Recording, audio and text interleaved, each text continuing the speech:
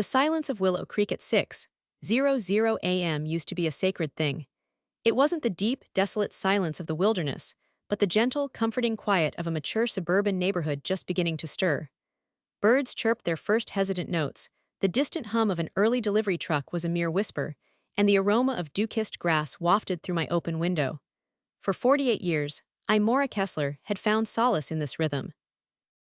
My townhouse, nestled comfortably among others, was my sanctuary, a meticulously organized haven reflecting a mind that appreciated order, efficiency, and above all, peace. As a longtime resident of Willow Creek and a former board member of our homeowners association, I had seen the ebb and flow of this community, witnessed good neighbors and bad. My motivation, then and now, was deeply rooted in maintaining that delicate balance, ensuring the scales of community peace didn't tip irrevocably towards discord. I'd always prided myself on being resourceful, patient, and observant. These traits, honed over decades of quiet living and community service, were the bedrock of my existence. I was, in essence, the quiet community strategist, preferring diplomacy and proactive solutions to confrontation. My goal was always to ensure balance was restored, by any means necessary within the bounds of reason and law. Then they arrived. The new neighbors, moving into the townhouse that shared a wall with my bedroom, disrupting the tranquil tapestry of my mornings, and as it would soon become apparent, my nights. My first inkling of trouble wasn't a loud party or a barking dog. It was a rhythmic, dull thudding, a persistent, unsettling vibration that began shortly after their moving truck departed. It sounded like children running, jumping, and landing with heavy, unyielding impact against the shared wall. My bedroom, my personal sanctuary, was now directly adjacent to their apparent playground. I remembered the very first night it truly registered. It was a Tuesday, a little after 9 in the evening. I was reading in bed, winding down, when the first sequence of thumps began. Thump, thump, thump, bang, scrape, thump, thump, thump. It wasn't the sound of children at play during reasonable hours. This was an insistent, almost violent, drumming against the thin drywall that separated our homes. My initial reaction was a furrowed brow, a moment of confusion. New neighbors, kids, settling in, I reasoned. They probably didn't realize how much sound traveled in these townhouse-style condominiums. I was patient, after all. I would give them time. The next night, it started again, this time a little earlier, and lasted longer. The thump-thump-thump became a percussive backdrop to my attempts at relaxation. It continued past 10, then 11. My eyebrows remained furrowed, but my mind began to churn. I am an observant person, and I had already noted the late-night lights in their windows, the unfamiliar cars parked haphazardly in their driveway. This wasn't just settling in, this was a pattern. The peace I cherished was no longer intact. It was being chipped away, one resonant thud at a time. Quiet alarm bell began to ring in my mind, warning of an encroaching disturbance that threatened the very fabric of my carefully curated life. This was the inciting incident, the opening volley in what would become a prolonged siege on my tranquility. I knew, with a certainty that settled cold in my stomach, that my quiet world was about to undergo a significant, unwelcome shift. How would I, a community strategist, restore the peace I so valued when the threat was literally knocking at my bedroom wall? This question, heavy and unresolved, carried me into the escalating struggle. And if you're finding this story as gripping as I did living it, remember to subscribe to Neighbours From Hell channel for new Neighbours From Hell stories daily. The thumping, scratching, and wall-banging continued, escalating in both intensity and duration. What began as an irritating nightly ritual had, by the end of their first month, transformed into a constant, pervasive assault on my senses. It wasn't just a disturbance, it was an invasion. My once tranquil bedroom, a place of rest and rejuvenation, became a torture chamber of sound. I tried to maintain my composure, to approach the situation with the cool, analytical mind of a community strategist. My first line of defense, rooted in my patient and resourceful nature, was to document everything. I bought a small, inexpensive sound recorder and placed it on my nightstand, setting it to record whenever the noise started. I began a detailed log, date, time, duration, and a description of the sounds. September 14th, 10:47 p.m., 1:15 a.m., loud thudding, scraping, sounds of jumping, sustained banging on shared wall.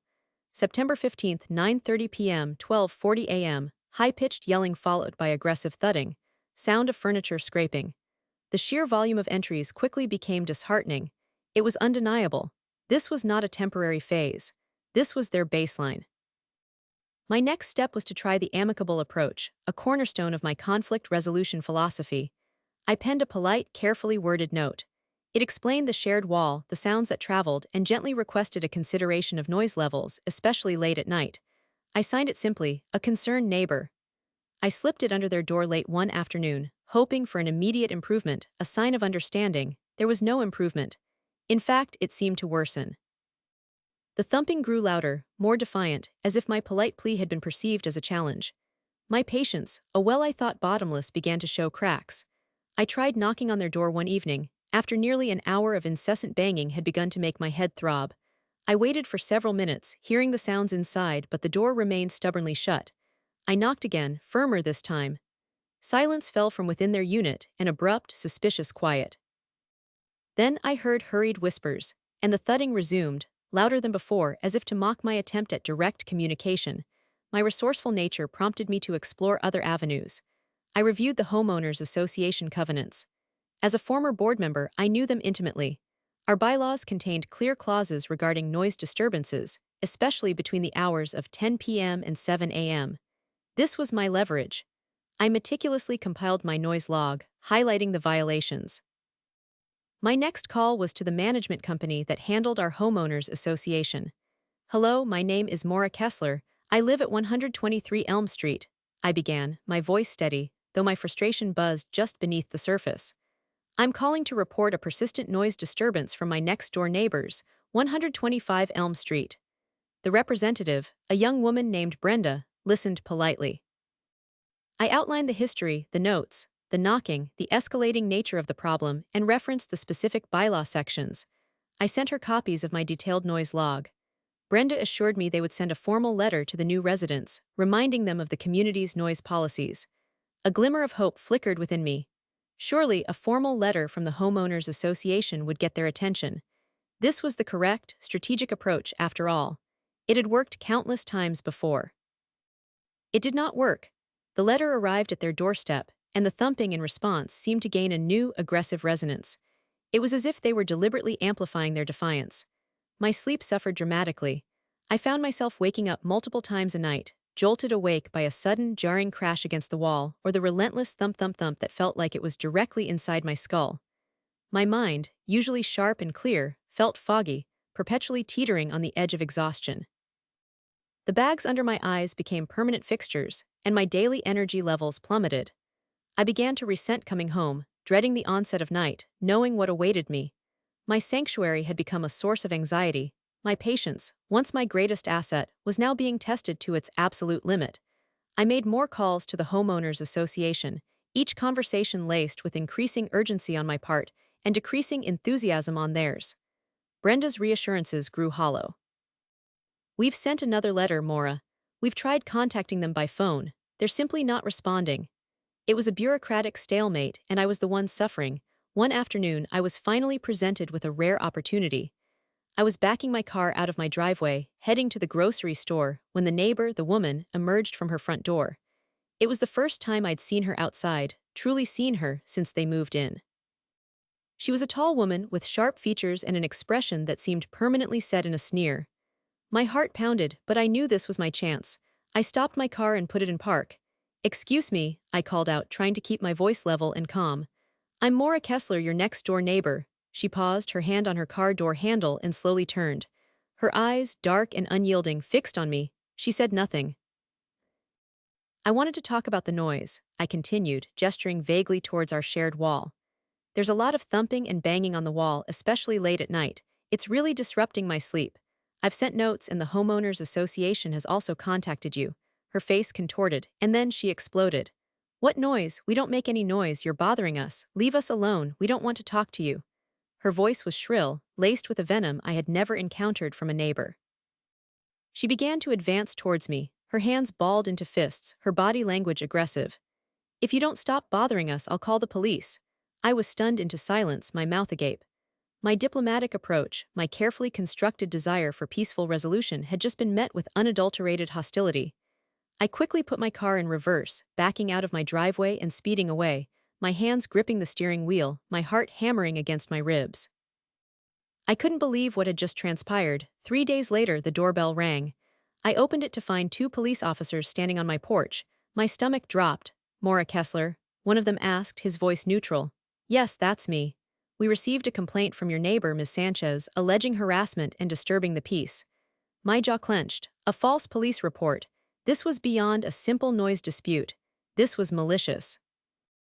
I explained my side, the noise, the homeowners association involvement, the brief confrontational exchange.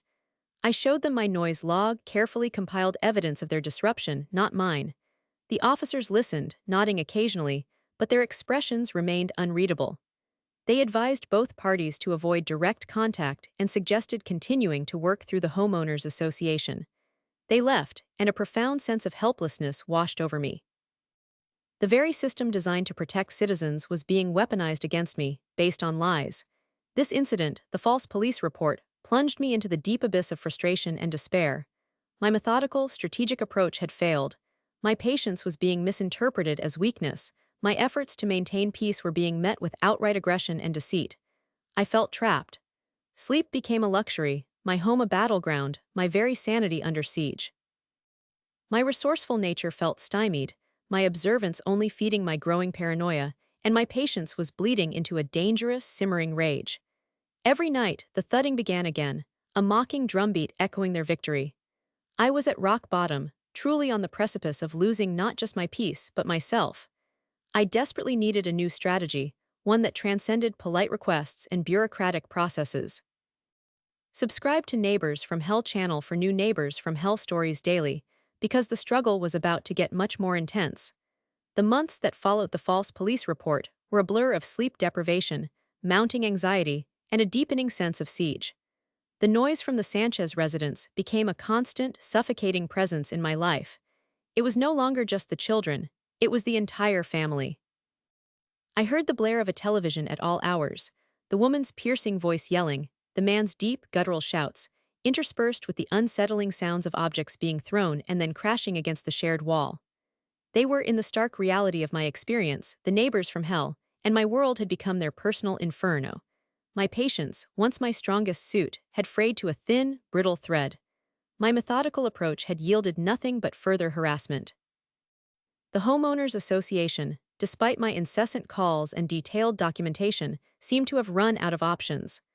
Maura, we've sent certified letters, we've levied fines, which they haven't paid, Brenda from the management company had explained, her voice tinged with resignation. We've even attempted mediation, which they outright refused. Our next step would be legal action, but that's a lengthy, expensive process for the homeowners association, and frankly, a costly one for you if you pursue it personally. The idea of endless legal battles filled me with dread. My savings, meticulously built over years, felt suddenly vulnerable. The mental toll was even greater. I often found myself staring blankly at walls, my mind a chaotic swirl of anger and helplessness. My work suffered. I made careless mistakes, my concentration shattered. My friends noticed, expressing concern about my gaunt appearance and irritable demeanor. Maura, you look exhausted, my closest friend Sarah had said one afternoon over a cup of tea. This is eating you alive. Can't you just move? Move. This was my home, my sanctuary, the place I had cultivated for decades. The thought was a bitter pill. Why should I be driven out of my home by their disruptive, antagonistic behavior? The injustice of it fueled a quiet, burning indignation that began to override the despair. My core motivation, to ensure balance was restored, hardened into an unshakable resolve. I was the community strategist, and I needed to strategize a way out of this nightmare, even if the traditional avenues had failed.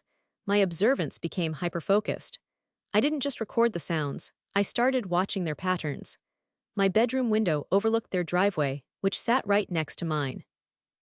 I noticed their irregular hours, the frequent visitors, the chaotic comings and goings. Their garage door, a cheap, flimsy affair, was often left ajar. I observed the children playing unsupervised in the driveway, narrowly missing cars as they sped down the street. I noted the perpetually overflowing trash bins, often spilling onto the common property. These were minor infractions. Individually, but together, they painted a picture of general disregard for community standards and norms. The nightly domestic violence, as I had privately come to call their arguments, became a predictable, unsettling feature of my evenings. It was a cacophony of raised voices, slamming doors, and the unmistakable sounds of things breaking. While I didn't understand the native language they spoke, the raw emotion, the fury, the anguish transcended linguistic barriers. These arguments, often peaking in the late hours, would then be followed by another round of aggressive banging on the shared wall, a perverse soundtrack to my sleepless nights. I knew I couldn't intervene directly in a domestic dispute, but the noise from it was a clear violation. This was a new layer of the conflict, more disturbing than the children's thumping. It felt like a ticking time bomb, and I was trapped right next to it. I revisited my noise log, enhancing it with more precise descriptions of the sounds. I added entries for the domestic disputes, noting the shift in tone from general yelling to what sounded like truly volatile arguments. I downloaded a decibel meter app onto my phone, measuring the peak volumes of their outbursts. I started taking photos of the overflowing trash, the abandoned toys, anything that hinted at a pattern of disregard. My patient nature was morphing into something more predatory, a slow, methodical accumulation of intelligence. I was building a case, not just for the homeowners association, but for something more substantial. My resourcefulness turned towards researching legal precedents, community ordinances, anything that could give me an edge. One particularly grueling night, the thumping and yelling had gone on until almost 3:00 a.m. I finally collapsed into a fitful sleep, only to be jolted awake by a particularly violent crash against the wall that sounded like a heavy piece of furniture had been slammed. I gasped, sitting bolt upright in bed, my heart hammering. My entire body trembled with exhaustion and outrage. I felt physically ill, my head aching, my eyes burning. A wave of absolute despair washed over me. This was it. This was my rock bottom. I couldn't live like this anymore. I was losing myself, piece by agonizing piece. My sanctuary was utterly desecrated. I closed my eyes, tears of sheer frustration and exhaustion stinging them. What was the point of all my patience, all my planning, all my careful documentation, if it led only to this utter helplessness? And then, as if a switch flipped in my mind, a cold, unwavering resolve began to form. This wasn't about polite requests anymore. This wasn't about the Homeowners Association's limited powers. This was about self-preservation, about reclaiming my home and my sanity. My motivation to restore peace now had an edge to it. By any means necessary no longer felt like a cliché, it felt like a command. My community strategist role wasn't just about diplomacy, it was about ensuring the well-being of the community, and right now, I was the community member whose well-being was under attack. I knew I had to act, not just react. The question was no longer if I would solve this, but how I would make them pay for every single lost hour of sleep, every moment of anxiety. The stage was set for a confrontation, but not one they would expect. The next morning, despite the lingering haze of sleep deprivation, I felt a strange clarity. The despair had not vanished entirely, but it had been eclipsed by a steely determination. My years as a community strategist, my deep understanding of the subtle levers of influence and the intricate dance of suburban life, began to coalesce into a formidable plan. I was done with being the victim. My patience, once a passive virtue, would now be a weapon, sharpened by months of torment. My observational skills, refined by endless hours of documenting their behavior, would be my intelligence network, and my resourcefulness would find paths where none seemed to exist. The game had changed. The turning point, the spark that ignited my definitive strategy, arrived unexpectedly, almost comically, and yet it was profoundly satisfying. It was a Tuesday afternoon, still bright. I was backing my car into my driveway, the mundane ritual of coming home. Simultaneously, Ms. Sanchez was backing her large SUV into her own driveway, the one adjacent to mine. I usually tried to avoid eye contact, but today something compelled me to glance over. Her head was twisted, her gaze fixed on me, a venomous glare that promised hostility. She was trying to stare me down, to assert dominance even in this trivial moment. Her eyes, narrowed and fierce, were locked on mine, completely oblivious to her surroundings. I watched, fascinated and a little appalled, as her SUV continued its slow, inexorable journey backward. Her eyes never left my face. Crunch, the sound was shockingly loud, a sickening symphony of rending metal and splintering wood. Her SUV had plowed straight through her own garage door, not just denting it, but tearing a gaping hole in its flimsy structure. The entire door buckled inwards, a pathetic, broken mess. My immediate reaction was a sharp intake of breath. Then a slow, incredulous smile spread across my face. It began as a small ripple, then erupted into a full, unrestrained laugh. I laughed harder than I had in months, maybe years. Tears streamed down my face, tears of pure, unadulterated, triumphant joy. The last several months of lost sleep, the anxiety, the police visit, the utter helplessness, in that single, ridiculous moment, it all felt worth it. Sometimes people truly do get themselves. I quickly parked my car and hurried inside my house, closing the door just as I heard her husband's furious shout from inside their unit. I pressed my ear to the shared wall, my laughter still bubbling forth. I heard them outside, kicking and hammering at the ruined garage door, their angry shouts echoing through the neighborhood. The husband's voice was a low growl, the wife's a high-pitched shriek. Their argument, usually a private torment, was now a very public spectacle. The irony was exquisite. Later that evening, as predicted, the nightly domestic violence began. But this time, it was different. It was amplified, fueled by the garage door incident. I could hear every word, every shout, every crash, even if I couldn't understand the language. It was truly, utterly deafening. This was it. This was my moment. My strategic mind, now fully awakened, began to devise the final act. They were self-destructing, and I, the observant community strategist, would simply provide the stage. My goal was no longer merely to stop the noise. It was to ensure they ceased to be my neighbors. Permanently. My plan unfolded meticulously, a slow-burning fuse designed to detonate with maximum impact. I wasn't going to engage in direct confrontation, that much was clear. They had shown their hand, and it was one of aggression and deceit. My approach would be surgical, leveraging their self-destructive patterns against them, all within the bounds of legality, but with an unwavering focus on their ultimate removal. First, the garage door. It was an eyesore, a gaping maw in the facade of our neatly maintained townhouses. I knew from my homeowners association days that exterior alterations, particularly damaged ones, fell under strict covenants. I took multiple high-resolution photos of the damaged door, zoomed in on the splintered wood, the bent metal. I noted the date and time. Then I sent another email to the homeowners association, attaching the photos, reiterating the bylaws regarding property maintenance, and stressing the immediate impact on community aesthetics and property values. I didn't frame it as my problem. I framed it as a community problem, subtly activating my role as the community strategist. This time, Brenda's response was swifter. The Homeowners Association sent them an immediate notice of violation, with a strict deadline for repair and escalating fines. Next, the noise. The garage door incident had seemed to unleash a new level of vitriol in their arguments. I reactivated my sound recorder and purchased a new, more sensitive external microphone, placing it strategically near the shared wall. I wasn't trying to record what they said, but the decibel level of the noise. I captured the shattering glass, the furious screams, the heavy thuds that vibrated my walls. I downloaded a professional sound analysis program to my computer. This program could create visual representations of sound waves, clearly showing spikes in decibel levels and sustained periods of extreme noise. I now had irrefutable, scientific evidence.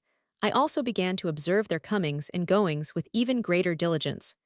My driveway provided a perfect vantage point. I noticed a large, older van, often parked half on the sidewalk, half on their lawn, laden with various discarded items. It was often there for days at a time, a clear violation of parking regulations within our homeowners association community. I took photos. I noted license plates. My observant nature was working overtime. My strategy was multi-pronged, aiming to hit them from every direction. 1. Homeowners association fines. The garage door, the parking violations, the overflowing trash. Each a documented, photographed infraction leading to fines. I knew from experience that unpaid fines could accrue quickly and in extreme cases, lead to liens on the property or even foreclosure proceedings too. Police reports noise nuisance. While the initial false report had stung, I realized I needed to use the police for their intended purpose, addressing noise disturbances.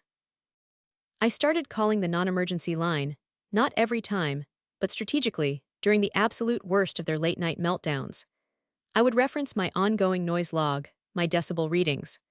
I emphasized that it wasn't just noise, but noise at extreme levels, affecting my health due to sleep deprivation. I also subtly mentioned their own previous false report against me to ensure the officers approached their property with some skepticism regarding Ms. Sanchez's credibility. My patience here was key. I didn't expect immediate action but a cumulative record 3. Community awareness. As the community strategist, I understood the power of collective experience. I didn't gossip or spread rumors. Instead, during my walks, I would casually mention to other neighbors, when the topic of the Sanchez family inevitably came up, what my documented experience had been. It's been quite something, hasn't it? I'd say, a carefully neutral tone. I've been so sleep deprived, and the Homeowners Association really seems to be struggling to get them to comply with the noise bylaws. I've even had to measure the decibels, it's been that bad. I shared my sleep deprivation, my frustration, my meticulously collected evidence. I didn't ask them to do anything, but I offered them validation for their own unspoken frustrations. I knew others had also complained about the parking, the trash, the general disarray. This quiet, strategic dissemination of information served to solidify the collective narrative against the Sanchez family, isolating them within the community. The effect was gradual but undeniable. The Homeowners Association, armed with my detailed reports and the increasing number of complaints from other neighbors, quietly encouraged by my community awareness efforts, became more aggressive in their enforcement. The fines against the Sanchez family piled up. Each letter was a small victory, each fine a chip in their armor. The police began to take my calls more seriously. After several documented noise complaints, and an officer even witnessing a brief burst of loud arguing during one of their visits, the police presence at the Sanchez residence increased. There were more cars, more brief conversations on their doorstep.